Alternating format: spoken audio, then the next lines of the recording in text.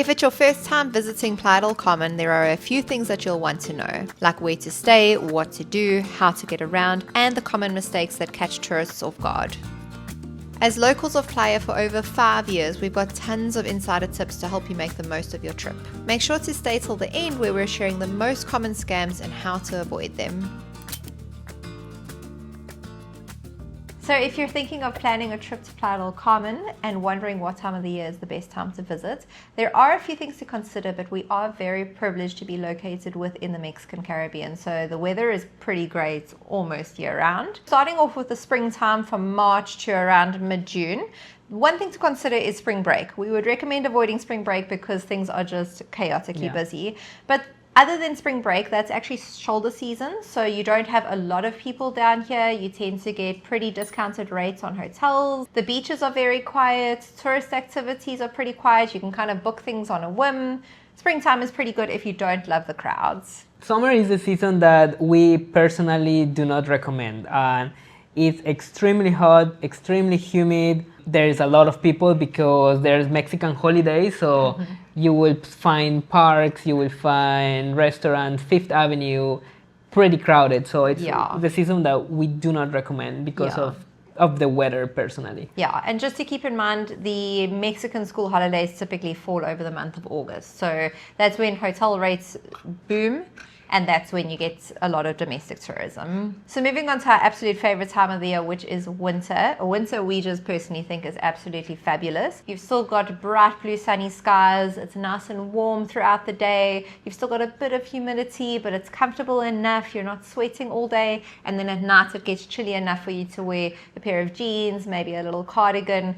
Personally, we absolutely love winter. If you're wanting to come to the Mexican Caribbean but not absolutely die of heat, we'd recommend kind of like at the end of November to about the end of January. That's just the sweet spot within the year. In this season is where Santa Claus doesn't only come in the chimney, so he arrives in a wave runner at the beach. That's true. So if you've done any research on this region of Mexico at all, there is no doubt that you have heard about sargassum. If you don't know what sargassum is, it's basically a brown smelly seaweed that collects on the shores. Sometimes it collects in absolute tons. Sometimes there is just so much on the beaches that it's just, you don't want to swim because it's brown, it smells, it makes the water all murky. You can swim if it's there. However, sometimes when people swim in the sargassum, it gives them a skin reaction. One time I swam in sargassum in Tulum, I believe, and my skin went raw. It was not good. That's bad, you just really, if you are coming to this region to enjoy the beaches, it really is a risk to travel here over the peak sargassum season because it really just destroys the experience of the beaches here. And the sargassum used to appear only during the peak months of summer, but now it's from March all the way to the end of September. Sometimes mid-October even. Yeah. Now there are beach teams cleaning up the sargassum in front of the bigger hotels, but even if they are trying to clean the sargassum away, there is just so much that they can't really get a grip on it because there's just so much. So if you are specifically looking to come here to enjoy the beautiful blue Caribbean water, it really is a risk to come over sargassum season, which unfortunately now is most of the year. Not saying that it's not worthwhile coming down here during the sargassum season because sometimes the beaches are beautiful. You might get 2 or 3 days where there's no sargassum whatsoever. And then you've also still got the cenotes, you've got the adventure parks by Xcaret and other smaller independent places. You've got rooftop pools, you've got the big hotels with the big beautiful swimming pools. And there are 2 destinations that you can visit. That it is Isla Mujeres, that typically doesn't get affected with sargassum or minimum sargassum, and Bacalar, which is a lagoon that doesn't have at all sargassum. Yeah, because it's a lagoon. Yeah. So just keep that in mind. Sargassum could be a real damper on your vacation, so you just really want to keep an eye on that. If you're looking for updates on the sargassum situation, you can check out this Facebook page where tourists and locals just basically share live day-to-day updates. So if you were to ask us as residents of this region who get to experience the full spectrum of what the year has to offer, there's 2 times in the year that we would recommend. From the middle of October to about the middle of December, That time of the year is absolutely beautiful. It's cool. The sargassum is gone. You've got no risk of hurricanes, and it's still shoulder season, so you don't have a lot of tourists around. And then again, after the Christmas and New Year rush, so from the middle of January to about the middle of February, same thing. No sargassum. The beaches are absolutely perfect and beautiful. The weather is beautiful. The skies are blue. It's cool enough to enjoy the day without sweating too much. So if you've got free choice as to when you can travel to Playa, those 2 times of the year, in our opinion, are the absolute best. So this next tip is something we just recently started doing, but I wish we knew about it sooner. It's using a VPN. We have been trying out Surfshark for the past month, and we're already kicking ourselves for not using this earlier, especially for travel. And if you're not familiar, a VPN, or virtual private network, basically hides your relocation and encrypts everything you do online. It's kind of like a secure tunnel, but for your internet connection. One of the biggest things we have noticed is how it can actually save you money. A lot of websites change the prices depending on where they think you're browsing from. It's called price discrimination. With Surfshark, you can change your virtual location in seconds and compare prices from different countries. We've already found cheaper prices on hotels just by switching servers. Like this hotel in Playa del Carmen. Just by changing our server location from the United States to Mexico, you can see how the price drops. Same date, same room, just different virtual location. Another thing that we've loved is using Surfshark for streaming. So basically, because you can switch the country that you're in, you're able to access movies and shows that you wouldn't be able to in your own country. And as people who love to work in cafes, we are constantly on public Wi-Fi, which is super vulnerable to hackers. Surfshark keeps your data safe, your passwords, your messages, your banking info, all protected from other people snooping on the same network. Plus, you can use one Surfshark account on unlimited devices. We got it running in both our phones and laptops, so you are protected no matter where you are or what you are doing. So if you want to try it for yourself, head to surfshark.com/fortheroad or use our special code fortheroad at checkout to get 4 extra months of Surfshark for free. Plus, there's a 30-day money-back guarantee, so you've really got nothing to lose. Playa del Carmen is not a big city, so it's very important to know where you're going to be located yourself when you are vacationing in the city. We're going to talk about the best places based on like budget and preferences. The best place we can suggest is the 5th Avenue, but also it's very important to know where in the 5th Avenue, because you would like to avoid the party street, which is the 12th Street. Technically, from the 8th Street to the 16th, you would like to avoid all of the party vibe and noise that you can have during the night. Yeah, and just a little sidebar, the 5th Avenue is the main avenue in Playa del Carmen. All the avenues run from the 5th Avenue, which is parallel to the beach, 10th, 15th, 20th, and then all of the streets run perpendicular to that. Yeah, and by 2.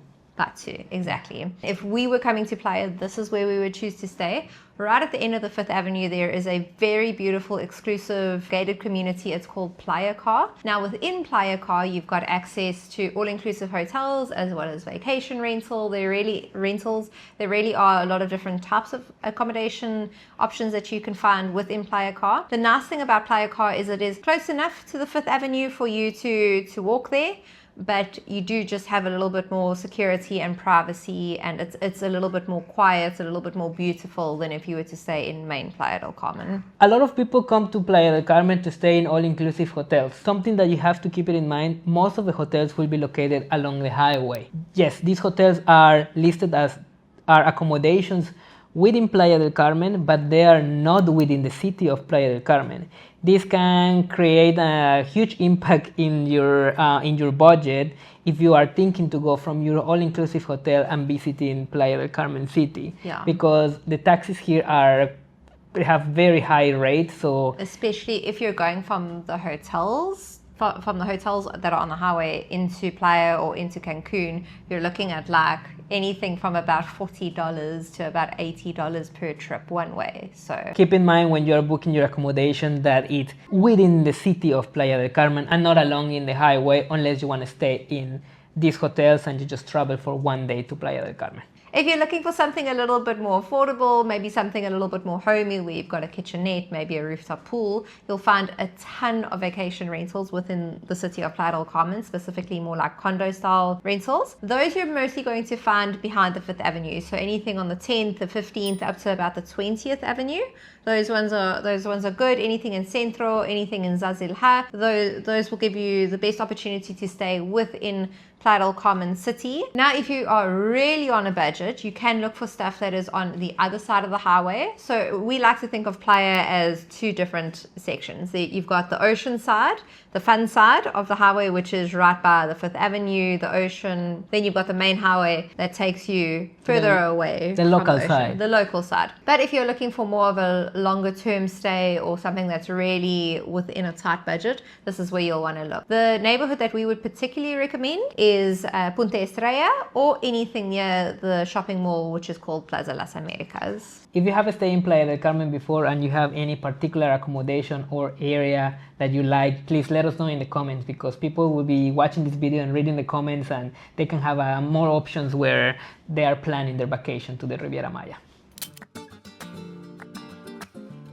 So when it comes to planning your itinerary in Playa del Carmen, there are a few things to do in Playa del Carmen, but honestly most of like the exciting things that you would want to do in this region are kind of located between Cancun and Playa and Tulum. But now within Playa del Carmen, there's three main things that we always recommend. Number one would be the 5th Avenue. On the 5th Avenue, you're going to find endless shops, bars, restaurants, souvenir stores, as well as Parque Fundadores, which is like the main park located just on the beach. There you have to stop past in the afternoon where you can catch the live Mayan performances and the Papantla flyers. As well as the snacks that you can get from the Fundadores Park, which are very traditional Mexican snacks. Yes, exactly. Next would obviously be the beaches. Playa has got beautiful beaches, but now if you're here when there's a ton of sargassum, you obviously can't go to the beaches. But Playa is home to hundreds of rooftop pools. You will find rooftop pools. I wouldn't say hundreds, but a lot. So, okay, not literally hundreds, but like a lot of rooftop pools. Most of the hotels have got rooftop pools which you can access with a day pass. You've got rooftop pools at most of the condos, specifically more in like the central area. We went to a rooftop pool at the Carmen. That was a cool budget friendly one. Yeah, so if you can't go to the beach, there are rooftop pools to enjoy. And lastly, the nightlife, which Giovanni already mentioned, mostly happens on the 12th Avenue. We are kind of past that club going age, although there are a ton of clubs to enjoy if you are still of that age. But there is one club in particular that we always love to recommend, and it's called Coco Bongo. So the reason that we always recommend Coco Bongo is it is slightly different to a regular club. It's kind of like a club and a live show all in one, and they perform classic songs from the 70s, 80s, 90s. It really is like a sing-along, dance-along kind of vibe. Your ticket also includes all you can drink domestic bar for the night, so that's obviously a lot of fun. Yeah, they also have like movie performances with acrobats and things like that. Mm-hmm. We once made a video of on the nightlife in Playa del Carmen where we feature Coco Bongo as one of the main things that you should do for the nightlife in Playa. You can watch it here or in the description below. Now we're going to talk about the things that you could do near Playa del Carmen. One of the things that you must not miss is going to one of the Xcaret parks. Xcaret Park will be the main park that we will recommend, which is the flagship of the Xcaret umbrella. And this park has a lot of attractions, more than 50 attractions. It combines the nature and the culture of not only the region of the Yucatan Peninsula, if not the entire country. They do an amazing job to showcase that. And most importantly, the night show is like the cherry on top of Mexico Espectacular. Yeah, it is amazing. We have made also a video on that park. If you have the chance to do one single thing, I think the Xcaret Park will be. Yes. And as Giovanni mentioned, we've got a video not just on Xcaret Park, but we've actually done dedicated videos on every single Xcaret Park, so you can find that in the playlist below. So within the region of the Riviera Maya, there are 4 islands. We have not been to Holbox recently, like at least in 4 years, so we're not going to talk about that. We have no idea how much it's changed, but the 3 others come highly recommended by us. The number one would definitely be Isla Contoy. Isla Contoy is still very much under the radar. No one seems to know about it, and that is partially because it's kind of difficult to get there. You can only go via accredited tour operators, of which there are not many, and only 200 people are allowed on the island per day, and this is because it's actually a protective nature reserve. There are no buildings on the island. The island is completely virgin. The beaches are pristine, immaculate. You will never see beaches like that in the Riviera Maya. Like the beaches are phenomenal. The wildlife near and on the island are absolutely amazing. That tour is 100% worth it. If you're looking for something a little bit more accessible, we'd highly recommend Isla Mujeres, which is the island that is just off of Cancun. Absolutely beautiful island. Some of the best beaches in the entire region of the Riviera Maya. It's not really affected by sargassum because of the location of the beaches, but if you're looking for that white powdery sand, clear blue waters, you'll want to go to Isla Mujeres. And the last of the islands would be Cozumel Island, which is located just across from Playa del Carmen. It is a nice island. Of the 4 islands, it's our least favorite. Cozumel is very big. If we could recommend one thing, it would be to rent a car for the day so that you can navigate the whole way around the island. It's quite a cool experience. An experience that we highly recommend that you can do if you have a chance to do it while in season is the whale shark tour. The whale shark tour was a lifetime experience for us. We highly recommend checking that if you're coming between the months of June all the way to September. I believe so. We'll put the exact time here. Yeah, but definitely worth it. And if you're at all into history or culture, you won't want to miss the historic ruins.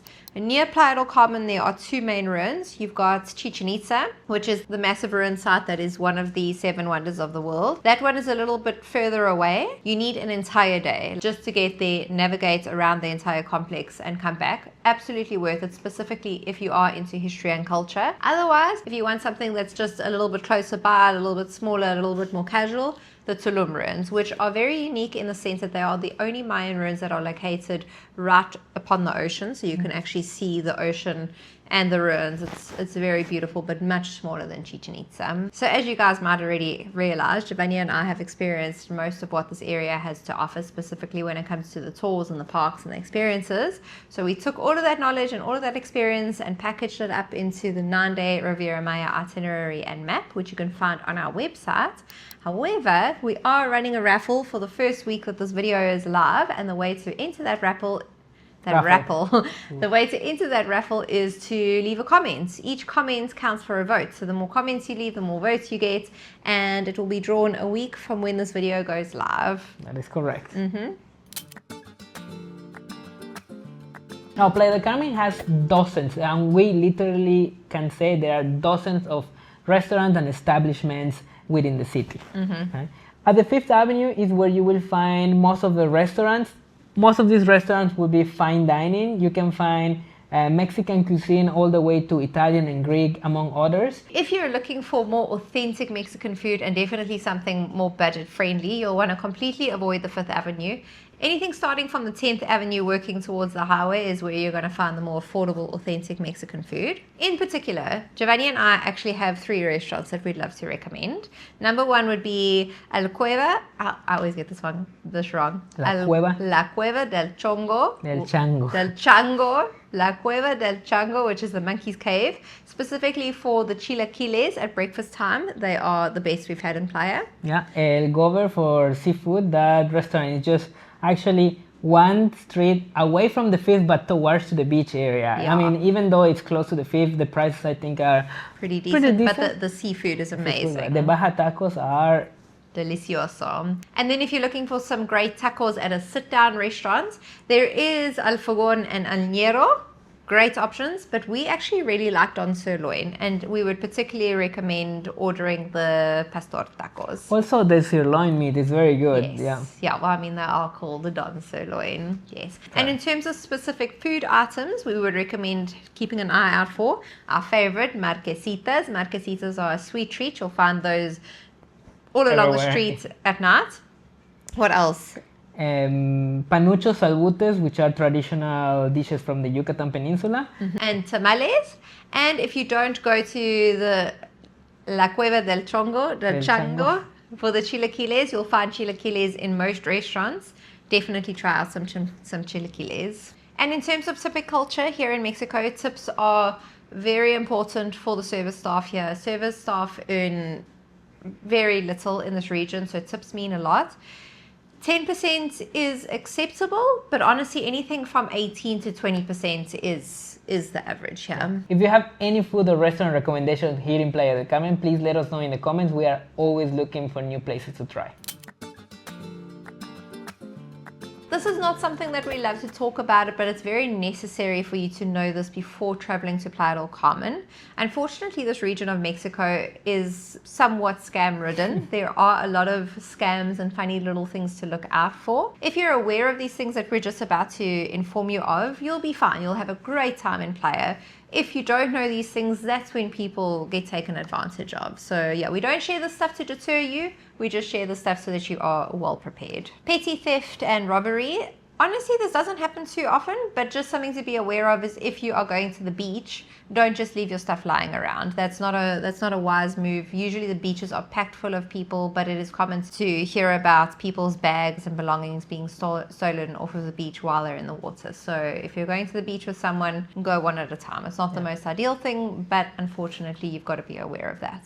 Something that you will notice all along the Fifth Avenue is just endless jewelry stores claiming to sell silver. Gold. I haven't really seen gold, but silver, and they charge silver prices. But we've received so many comments from subscribers saying that they've bought silver jewelry in Playa and they were charged the prices of what silver jewelry would normally cost, and they've gotten home and that jewelry has tarnished within weeks because it's not actually really silver. So just in general, avoid buying jewelry here in Playa. You actually don't really know if it's legit or not. When it comes to restaurants, we highly recommend checking your final bill. Sometimes they add items that you didn't order, or they double charge, or sometimes they actually force you to give them a tip, which tips are not mandatory, and you can actually report them. So yes, there's a website called Profeco, as far as I know. So if you are experiencing anything dodgy with the restaurants or the stores, you can report them there. But yeah, just beware of your final check at restaurants. That is a common thing that we often see in our comments, and we've experienced it ourselves where you get overcharged. So just be aware of that. If you've watched any of our videos on Playa del Carmen, you know that we are not even remotely fans of the taxi drivers here. They tend to completely take advantage, not just of tourists, but of locals as well. There is a new app that we've actually been using for quite a few months now, and it works pretty well. It's called InDrive. We'd highly recommend downloading it before you arrive. What we like about InDrive is when you go to request your ride, you can actually bid on a fare. So it allows you to get a decent price for taxis. Something that we've experienced one time ourselves, and we've received comments from subscribers when using InDrive, is, for example, one time we requested an InDrive to go to Shenses Park, right? And say, for example, the fare was like 120 pesos. When we got in the taxi driver's car, right away he said, "That's the wrong fare, you need to pay me 300 pesos. And we were like, "So sorry, you agreed on this fare, we will pay you what was agreed upon in the app." And then we reported him. So, but we've heard from subscribers, specifically subscribers that look like they're foreign, that this has happened a lot with them. So if you are using InDrive, it is a great option, but just beware.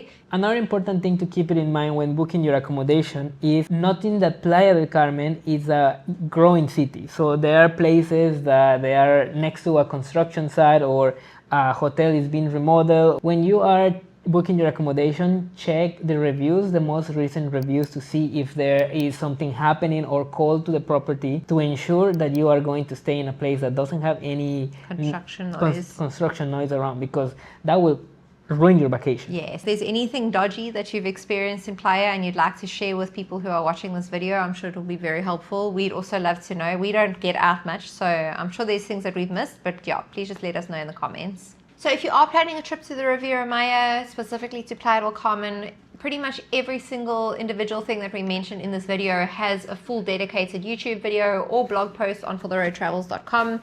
In addition, don't forget to enter the raffle for the 9-day Riviera Maya itinerary and map by leaving comments below. 1 comment equals 1 entry, so the more comments, the more entries.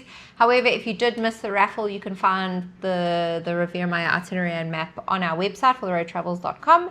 And we've got a special code for you, and I think that's it. Yes, if you enjoyed today's video, please don't forget to give us a big thumbs up, subscribe to our channel if you haven't subscribed to our channel, and that being said, we will see you in the next episode. Hasta luego.